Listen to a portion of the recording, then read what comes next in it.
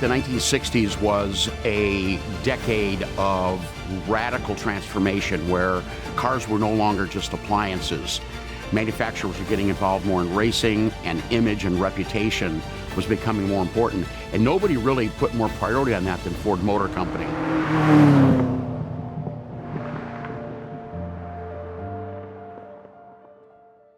The Ford GT40 is a result of an argument that Henry Ford II had with Enzo Ferrari about Ferrari and Ford merging.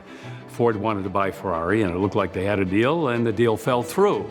The next thing you know, Henry Ford II is saying, I'm going to beat Ferrari at his own game. And he threw all the resources of the Ford Motor Company into the Ford GT program.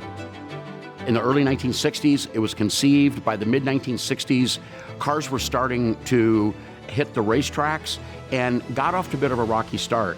So it's really no surprise that further development for the racing series was handled by the folks at Shelby American, Carroll Shelby heading that up. It was a great program, but until they moved that program over to Carcraft in Dearborn, finally got the aerodynamics fixed on it, it became a pretty good car. Shelby American was able to take this car and literally put it on the world stage, not only competitive with the world's best GT cars, but to actually put it at the top of the heap. And it paid off from 1966 to 1969, 4 years in a row. Ford won Le Mans, devastating the reputation of Ferrari during that time period. In certain racing series, the governing body would say, look, we want you to be fielding effectively a road car. We don't want you producing a one-off race car. You must produce a certain number of cars to be homologated into the racing series. The knock-on effect from that is there are 30 road-going versions of the GT40. Most of the road cars that were built after Le Mans was won by 1046. This particular GT40 1052 was one of the last road cars that was actually supplied to a customer. But I found 49 things that were different on the road car. 2-plate clutch instead of the 3. The carburetors were the same 40 IDA carburetors, but it got different components in there. Softer road springs. For the road cars, they got a nice panelled seats, and they put carpeting in, and they put panels on the bulkheads, etc., and really turned it into quite a civilized car. Most of them went out to America for Ford Division to use and then were sold off. When you take a look at it, you can see why somebody would want to own this automobile if they're familiar with the history of the GT40, because you can almost picture this being one of the race cars. You can picture it having the stripes and the numbers, but it is much more civilized than the race cars. The car had as much technology that was available, maybe more commonplace today, but certainly not back in the 1960s.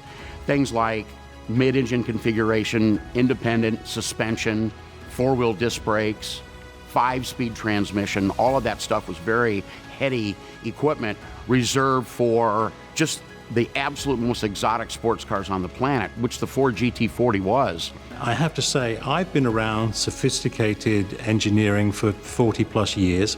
And when I saw the condition, just in the photographs alone of the interior of this road-going GT40, it brings a thrill, it brings a smile to the face because it is so beautiful. And I love all of that. Just to see, it's like an exquisite piece of artwork. Fantastic. As for originality for the car, as I say, the restoration when it was being done showed that the chassis looked in incredibly good condition. Better than, I've seen quite a few of them stripped out, and it's the best condition one I've seen. It's got the original chassis tag on it. I noticed it stayed on it while it was being restored. But about half of the GT40s don't have their original tag. Some of the cars have had 30 and 40 owners by now, and this has actually only had a few owners in its life. It stuns me actually, how original it is. There are certain cars that when you describe their styling, you say they're beautiful from any angle. And that's the way that the Ford GT has been described. A style that goes back 60 or 70 years, and it still holds up. That car will always be attractive to the eye. I don't think early on in the stage of the development of this car that they thought that it would have the impact it would have, but all these years later, it's fun to look back and to tap into some of the reasoning of why this car evolved from a concept to a world beater race car and then into a production street version. So very seldom do these cars come up for auction that any collector that is interested not just in fine automobiles or collectible automobiles, but motor racing enthusiasts, historians, everybody should be interested in this car. 30 of anything, you've got rarity right off the block. This one, the condition of it speaks for itself. It's been beautifully restored. But the mileage of this car also is noteworthy, just over 13,000 miles, so it really hasn't been driven that much. Over time, people have begun to see that, and the car has become really far more popular today than it was at that time, because there were just an overpowering PR presence with Ford Motor Company on the GT40s, and it was a great program.